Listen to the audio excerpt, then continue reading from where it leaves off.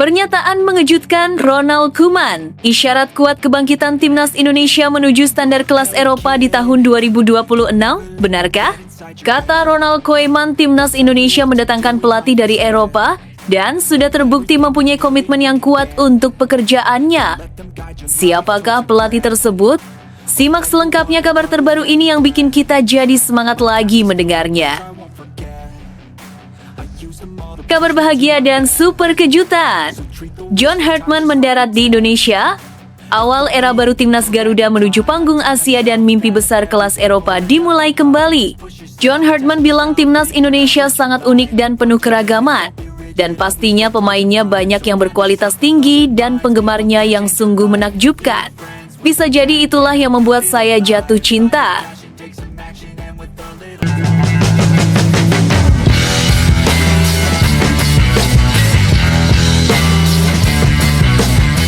Sebelum kita lanjut ke berita terlengkapnya, alangkah mulianya bagi kalian untuk tekan tombol like dan yang belum subscribe, tolong subscribe channel ini.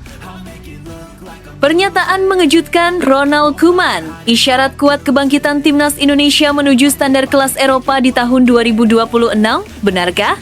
Kata Ronald Koeman, timnas Indonesia mendatangkan pelatih dari Eropa dan sudah terbukti mempunyai komitmen yang kuat untuk pekerjaannya. Siapakah pelatih tersebut?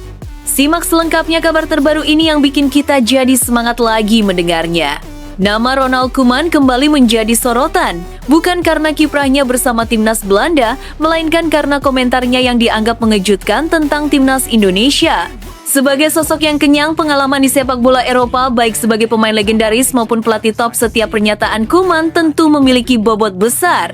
Ucapannya bukan sekedar opini, melainkan refleksi dari sudut pandang sepak bola modern yang menuntut visi jangka panjang dan keberanian untuk bertransformasi. Koeman menilai bahwa sepak bola Indonesia sedang berada pada fase krusial.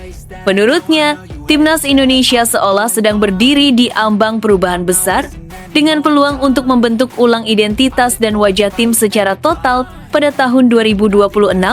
Tahun tersebut dinilai sebagai momentum strategis untuk melakukan lompatan kualitas, bukan hanya sebatas perbaikan kecil, tetapi perubahan menyeluruh yang terencana. Dalam pandangan Koeman, potensi Indonesia sangat besar. Ia melihat bahwa komposisi pemain saat ini didominasi oleh generasi yang berada di periode emas. Banyak pemain timnas Indonesia yang berada di usia ideal, cukup matang secara fisik, memiliki jam terbang yang semakin baik, dan mulai kuat secara mental. Fase seperti ini menurut Koeman adalah jendela emas yang tidak boleh disia-siakan oleh Federasi Sepak Bola Indonesia. Sayangnya, Koeman juga mengingatkan bahwa potensi tanpa pengelolaan yang tepat hanya akan menjadi cerita tanpa hasil. Ia menekankan pentingnya federasi untuk bergerak cepat dan tegas, terutama dalam menentukan arah kepelatihan. Pelatih baru menjadi kunci utama. Sosok yang diharapkan bukan hanya pelatih berlabel besar, tetapi pelatih dengan filosofi jelas, disiplin tinggi, dan pengalaman membangun tim dalam sistem sepak bola Eropa. Pelatih dari Eropa diyakini mampu membawa perubahan signifikan, bukan hanya dari sisi taktik tetapi juga budaya kerja. Koeman menilai bahwa sepak bola Eropa unggul bukan semata karena kualitas individu, melainkan karena detail kecil, organisasi permainan, intensitas latihan, disiplin posisi, serta mental bertanding yang kuat.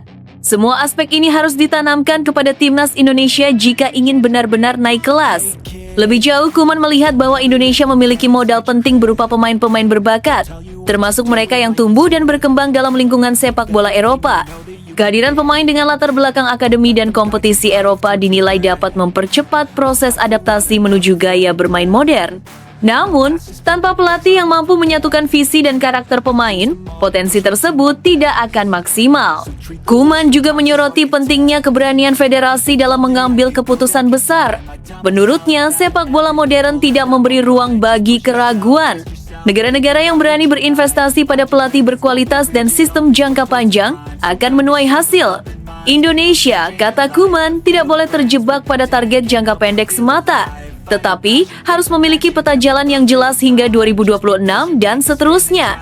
Selain pelatih, aspek pendukung lain juga tak kalah penting. Kompetisi domestik harus menjadi fondasi kuat bagi timnas. Pemain muda perlu mendapatkan menit bermain yang konsisten, kualitas latihan klub harus ditingkatkan, dan pendekatan sport science harus menjadi bagian tak terpisahkan. Koeman percaya, tanpa ekosistem yang sehat, timnas akan selalu kesulitan bersaing di level lebih tinggi. Menariknya, Koeman melihat adanya perubahan positif dalam beberapa tahun terakhir. Permainan timnas Indonesia mulai menunjukkan peningkatan dari segi tempo, keberanian menguasai bola, dan variasi serangan. Ini menjadi sinyal bahwa Indonesia berada di jalur yang benar. Namun, ia mengingatkan bahwa peningkatan ini harus dijaga dan dikembangkan, bukan dibiarkan stagnan. Target menaikkan kelas menuju standar Eropa bukan berarti Indonesia harus langsung sejajar dengan negara-negara elit dunia.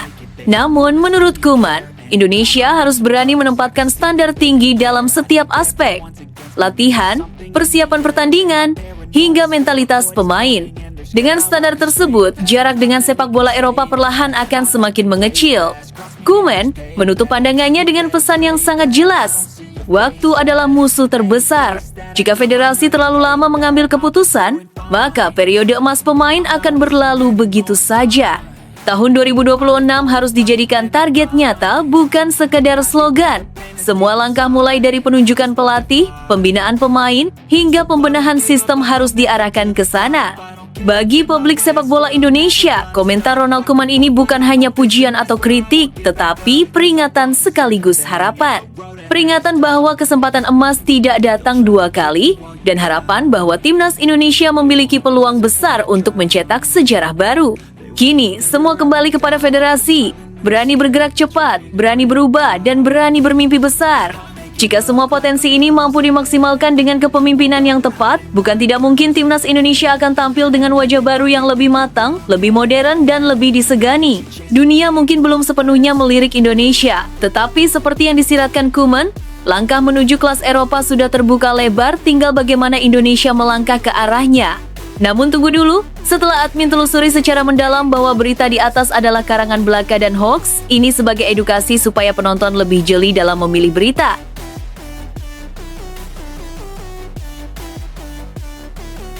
Kabar bahagia dan super kejutan. John Hartman mendarat di Indonesia. Awal era baru timnas Garuda menuju panggung Asia dan mimpi besar kelas Eropa dimulai kembali. John Hartman bilang timnas Indonesia sangat unik dan penuh keragaman. Dan pastinya pemainnya banyak yang berkualitas tinggi dan penggemarnya yang sungguh menakjubkan. Bisa jadi itulah yang membuat saya jatuh cinta. Jagat sepak bola Indonesia kembali dibuat berdebar. Kabar yang beredar menyebutkan bahwa John Hartman telah mendarat di Indonesia. Nama ini tentu bukan sosok asing bagi pencinta sepak bola dunia. Hartman dikenal sebagai pelatih dengan pendekatan modern, kepemimpinan kuat, dan kemampuan membangun tim dari fondasi yang rapuh menjadi kekuatan yang disegani. Kehadirannya di Indonesia langsung memunculkan satu pertanyaan besar. Apakah ini pertanda lahirnya era baru timnas Indonesia? Menurut informasi yang beredar, John Hartman tidak datang sekedar sebagai tamu atau pengamat biasa. Ia dikabarkan tengah mempelajari secara serius seluk-beluk timnas Indonesia. Mulai dari kualitas pemain, karakter permainan, kekuatan dan kelemahan tim, hingga faktor non-teknis seperti penggemar timnas dan sistem kerja PSSI. Langkah ini menunjukkan satu hal penting. Jika benar Hartman akan menangani timnas, maka perubahan yang direncanakan bukan perubahan instan, melainkan transformasi menyeluruh. Dari sisi pemain, Hartman disebut sangat tertarik dengan komposisi skuad timnas Indonesia saat ini. Banyak pemain berada di usia emas periode paling ideal dalam karier sepak bola. Perpaduan antara pemain lokal dan diaspora menghadirkan dinamika baru yang sebelumnya jarang dimiliki Indonesia. Kecepatan, teknik, stamina, dan pengalaman bermain di luar negeri menjadi modal besar yang bisa dikembangkan lebih jauh.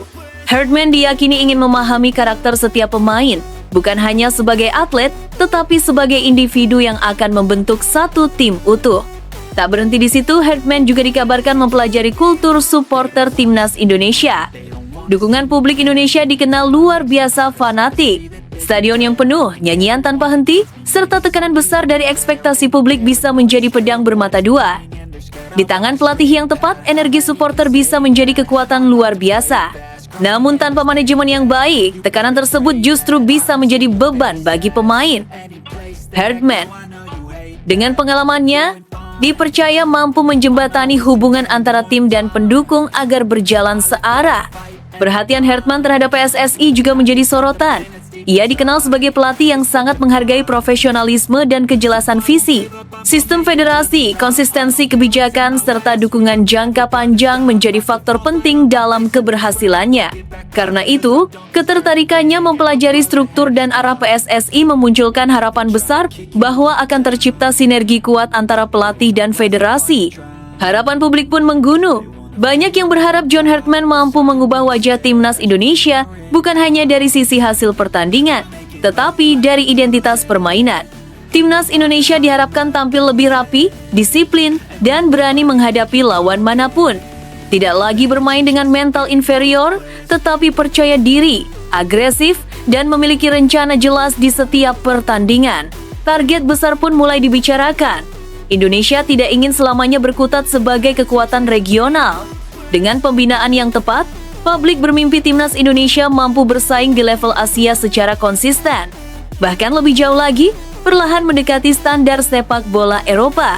Mimpi ini memang terdengar ambisius, tetapi sepak bola modern telah membuktikan bahwa perubahan besar bisa terjadi jika ditangani oleh orang yang tepat. Hartman dikenal sebagai pelatih yang menanamkan mental pemenang. Ia kerap menekankan bahwa keterbatasan bukan alasan untuk menyerah. Filosofi ini sangat relevan dengan kondisi timnas Indonesia yang selama bertahun-tahun kerap dipandang sebelah mata. Dengan pendekatan mental yang kuat, pemain Indonesia bisa tampil lebih berani, lebih disiplin, dan lebih siap menghadapi tekanan pertandingan besar. Namun, perubahan besar tentu tidak bisa dibebankan kepada pelatih semata. Dukungan penuh dari PSSI, klub, pemain, dan supporter menjadi kunci utama. Jika John Hartman benar-benar diberi kepercayaan penuh, ruang untuk bekerja, serta dukungan sistem yang profesional, maka proses transformasi ini berpotensi berjalan dengan baik. Kini publik Indonesia menunggu kepastian. Apakah John Hartman benar-benar akan menjadi arsitek baru timnas Garuda? Jika kabar ini terwujud, maka ini bukan sekedar pergantian pelatih, melainkan awal dari sebuah perjalanan panjang menuju level yang lebih tinggi. Satu hal yang pasti, kabar kedatangan John Hartman telah membangkitkan kembali optimisme yang sempat naik turun. Harapan kembali menyala di dada para pencinta sepak bola tanah air. Jika semua pihak mampu bersatu dan bergerak searah, bukan tidak mungkin timnas Indonesia akan tampil dengan wajah baru lebih modern, lebih percaya diri, dan lebih disegani tidak hanya di Asia, tetapi juga di mata dunia. Namun tunggu dulu, setelah admin telusuri secara mendalam bahwa berita di atas adalah karangan belaka dan hoax, ini sebagai edukasi supaya penonton lebih jeli dalam memilih berita.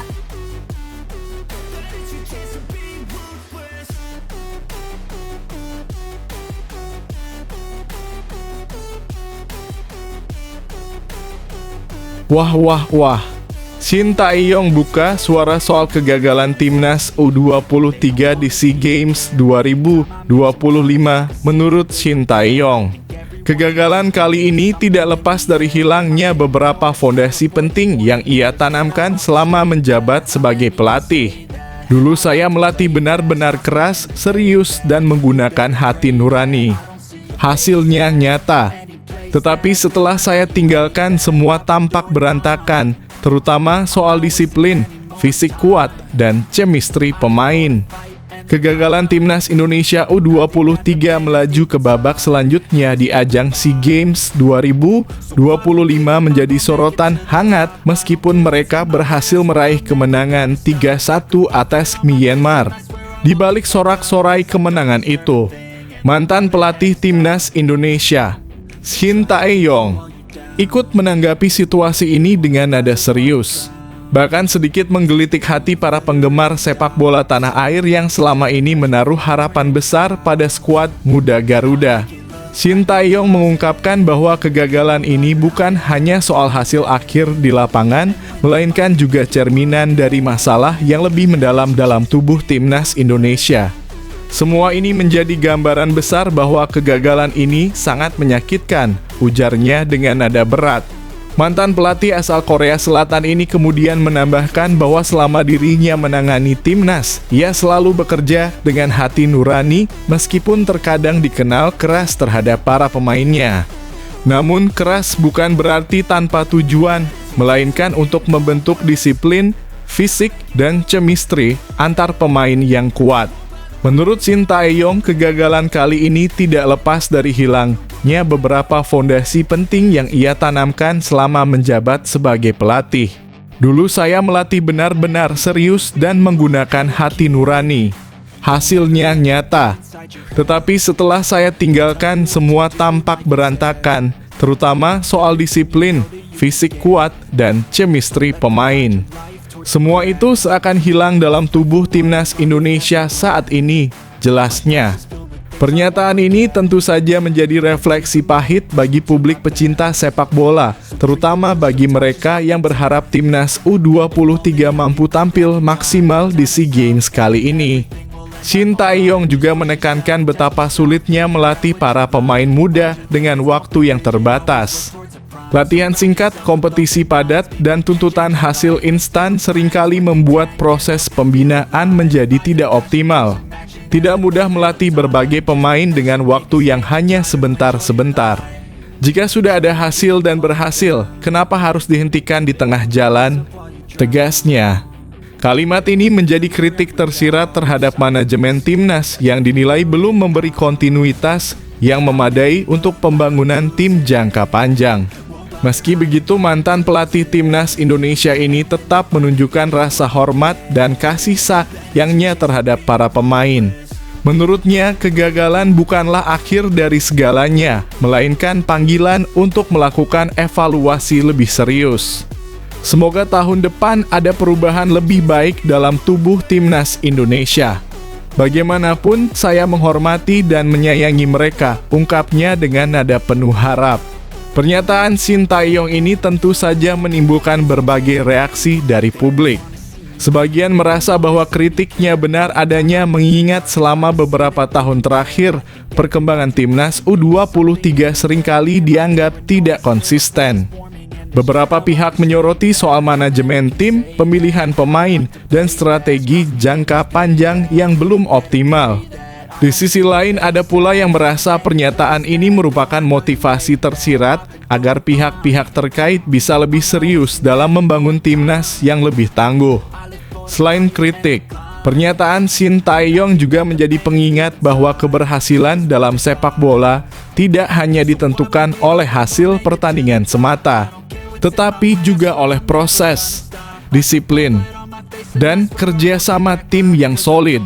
Tanpa fondasi yang kuat, kemenangan 1 atau 2 pertandingan tidak akan cukup untuk membawa tim ke puncak prestasi. Ini menjadi pelajaran penting bagi seluruh stakeholder sepak bola Indonesia bahwa pembangunan tim nasional harus dilakukan dengan keseriusan dan kesabaran, bukan sekadar mengikuti tren atau tekanan sesaat. Pernyataan mantan pelatih ini juga memunculkan diskusi hangat di media sosial. Para penggemar sepak bola Indonesia ramai-ramai menyoroti pentingnya membangun mental pemain muda, memperkuat fisik, serta menciptakan chemistry yang kokoh di antara mereka. Banyak yang setuju bahwa pendekatan Shin Tae-yong yang tegas namun penuh perhatian adalah salah satu kunci keberhasilan timnas di masa lalu. Kini harapannya adalah manajemen timnas dapat mengambil pelajaran dari pengalaman tersebut dan melakukan perubahan yang nyata agar timnas Indonesia bisa bersaing lebih baik di level regional maupun internasional. Kegagalan di SEA Games 2025 menjadi titik evaluasi penting bagi seluruh elemen sepak bola nasional. Kritikan Shin Tae-yong bukan hanya sekadar komentar, melainkan juga panggilan untuk introspeksi. Bagaimanapun, membangun timnas yang tangguh membutuhkan waktu, dedikasi, dan keberanian untuk mempertahankan prinsip-prinsip yang telah terbukti berhasil. Harapan besar tetap ada dan dukungan dari publik menjadi energi tambahan agar generasi muda pemain Indonesia dapat bangkit dan menunjukkan potensi terbaiknya di ajang-ajang berikutnya. Dengan nada tegas sekaligus penuh kasih sayang, Shin Tae-yong berhasil menyuarakan keresahannya sekaligus memberikan peringatan yang jelas kesuksesan timnas bukan sekadar kemenangan sesaat, tetapi hasil dari proses yang konsisten, disiplin yang ketat, dan kerja keras yang tulus. Semoga di tahun-tahun mendatang timnas Indonesia U23 mampu memperbaiki diri dan kembali menorehkan prestasi membanggakan yang dapat membuat seluruh bangsa tersenyum bangga.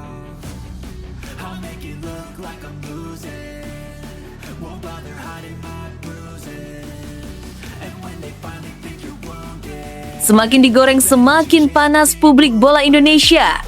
Tak cukup menyalahkan pelatih Indra Syafri. Publik menagih tanggung jawab Zainuddin Amali sebagai anggota Exco PSSI yang mengurusi Timnas Indonesia menggantikan Erick Thohir. Usai Timnas Indonesia gagal memalukan tidak lolos grup di ajang SEA Games 2025.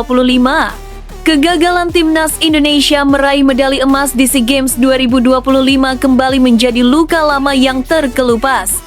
Harapan besar yang sejak awal dikumandangkan, optimisme publik yang terbangun dari performa menjanjikan generasi muda, hingga dukungan penuh dari jutaan supporter, akhirnya harus berujung kekecewaan.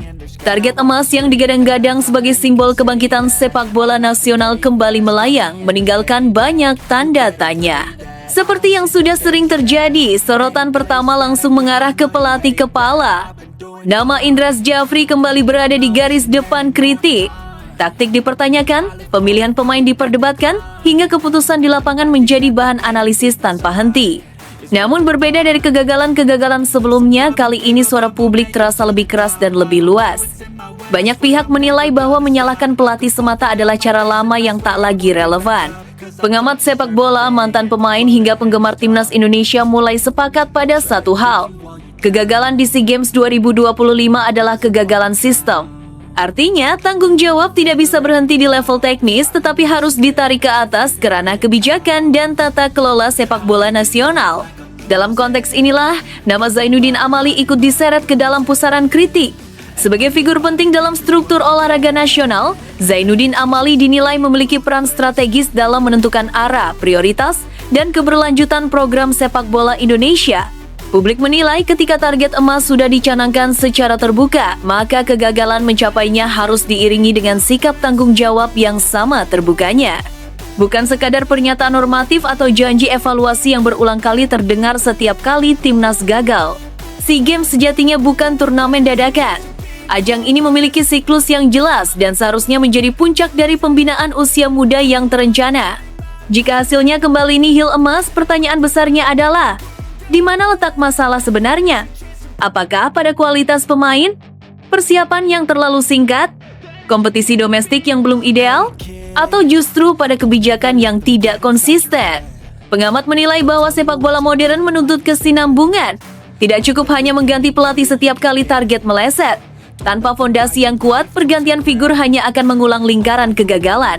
Dalam situasi seperti ini, keberanian pemimpin untuk tampil ke depan dan mengakui adanya kekurangan sistem menjadi sangat penting. Di media sosial, kekecewaan supporter terasa lebih emosional dibandingkan tahun-tahun sebelumnya. Banyak yang mengaku lelah dengan narasi proses yang terus diulang, tetapi jarang berujung pada hasil nyata. Generasi emas silih berganti, proyek jangka panjang berganti nama, namun prestasi di level Asia Tenggara tetap stagnan. Bagi sebagian penggemar, kegagalan di SEA Games 2025 bukan hanya soal kalah di pertandingan, melainkan soal hilangnya kepercayaan. Publik menilai jika pelatih diminta bertanggung jawab atas hasil di lapangan, maka pejabat olahraga pun seharusnya bertanggung jawab atas arah kebijakan. Sikap ksatria bukan berarti mencari kambing hitam baru, melainkan berani melakukan evaluasi menyeluruh dan transparan, mulai dari perencanaan, pembinaan, hingga eksekusi program. Desakan agar Zainuddin Amali menunjukkan tanggung jawab bukanlah serangan personal. Ini adalah bentuk tuntutan agar kepemimpinan olahraga nasional benar-benar hadir dalam situasi sulit. Publik ingin mendengar penjelasan yang jujur, bukan sekadar retorika. Mereka ingin melihat langkah konkret, bukan hanya wacana. Banyak pengamat menilai, kegagalan ini seharusnya dijadikan momentum untuk bercermin. Apakah sepak bola Indonesia benar-benar dibangun dengan visi jangka panjang? Ataukah target prestasi hanya menjadi alat pencitraan tanpa fondasi yang kuat? Pertanyaan-pertanyaan ini terus bergema, seiring kekecewaan yang belum sepenuhnya reda. Kini, setelah SEA Games 2025 berlalu dan mimpi emas kembali tertunda, tanggung jawab tidak boleh berhenti di pinggir lapangan. Bola ada di tangan para pengambil kebijakan. Apakah kegagalan ini akan menjadi titik balik menuju pembenahan serius, atau sekedar menjadi episode baru dari cerita lama yang terus berulang? Satu hal yang pasti, publik sepak bola Indonesia semakin kritis. Mereka tidak lagi mudah puas dengan janji. Mereka menuntut arah yang jelas, keberanian untuk berubah, dan tanggung jawab dari semua pihak. Karena bagi supporter, Timnas bukan sekadar tim, melainkan harapan. dan harapan jika terus dikhianati akan berubah menjadi tuntutan. They'll try to kick you while you're down. They wanna rise up while you drown. They wanna fill your head with doubt. They're silently scared that you'll figure it out. I'll make it look like I'm losing. Manchester City gasak Crystal Palace 3-0, tekanan ke Arsenal makin kuat. Manchester City terus menjaga asa dalam perburuan gelar Liga Primer setelah meraih kemenangan meyakinkan 3-0 atas Crystal Palace di Stadion Selhurst Park. Tambahan 3 poin ini membuat City kembali mendekati puncak klasemen, kini hanya terpaut 2 poin dari Arsenal sebagai pemimpin Liga. Erling Haaland dan Phil Foden sama-sama mencatatkan nama di papan skor sebelum Haaland menutup laga lewat eksekusi penalti di menit-menit akhir. Hasil ini juga menjadi kemenangan keempat beruntun City di Liga. Sebuah sinyal kuat dari pasukan Pep Guardiola bahwa mereka belum menyerah dalam persaingan juara. Meski menang telak, City tidak mendapat laga yang mudah. Palace tampil agresif dan penuh energi demi menjaga peluang finish di zona 4 besar. Tuan rumah bahkan sempat memberikan ancaman serius di awal pertandingan melalui pergerakan aktif Yeremy Pino, Daichi Kamada, hingga Ismail Assar, meski peluang-peluang tersebut gagal berbuah gol. City akhirnya memecah kebuntuan lewat sundulan Haaland jelang turun minum. Di babak kedua, tekanan Palace kembali hadir, namun City tampil lebih efektif. Gol Foden pada menit ke-69 dan penalti Haaland memastikan kemenangan 3-0 bagi tim tamu. Kemenangan ini membuat persaingan papan atas Liga Primer semakin panas. Menurut Anda, mampukah Manchester City terus menekan Arsenal hingga akhir musim? Bagikan pendapat Anda di kolom komentar. Just push yourself, test yourself, figure out what you like, and find your limits. Don't be rigid, always work towards a prime. Surround yourself with open minds, people can change your life. A few friends with intent can help you feel alive. Find a passion, take some action, and Inilah alasan Manchester City wajib datangkan Bryan Mbeumo. Manchester City kembali dikaitkan dengan kebutuhan memperkuat sektor sayap dan lini serang. Di tengah padatnya kalender kompetisi serta tuntutan menjaga konsistensi performa, nama Bryan Mbeumo dinilai sebagai opsi ideal. Penyerang timnas Kamerun ini bahkan masuk dalam radar transfer panas, termasuk dalam skenario kepindahan sensasional dari rival sekota, Manchester United. Mbeumo memiliki profil yang sangat cocok dengan filosofi Pep Guardiola. Ia dikenal sebagai pemain depan yang produktif dan fleksibel, mampu bermain di sayap kanan, sayap kiri, hingga penyerang kedua. Dalam beberapa musim Premier League, ia konsisten mencatatkan 2 digit gol per musim dengan kontribusi assist yang stabil.